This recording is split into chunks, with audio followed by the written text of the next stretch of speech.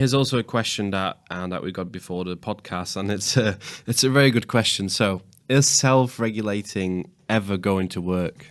There's two parts. Just the initial self-regulation thing. I think the answer's simple in gambling for self-regulation is no.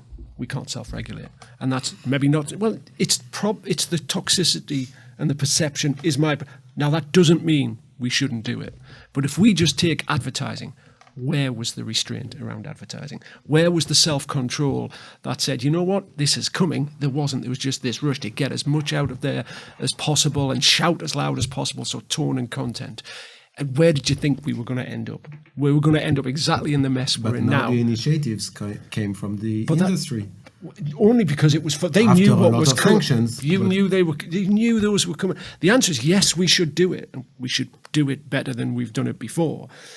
But we would do it in one part where the fun stopped. Absolutely nothing with regards to the advertising. And, we can bring in shirts. Whistle ban that again, major companies decided to and that's to great. apply. Yep, it's to a certain extent. But again, I think it was just a little too late. So self-regulation is a strong part of what we do. I just think it's also more complicated in what we do just by the perception of the industry we're in. And back to my earlier comment, it's just we're regarded very cynically. So should the regulator, as a mediator, ask for evidence of industry-wide self-regulation without giving the prescriptive way to do it?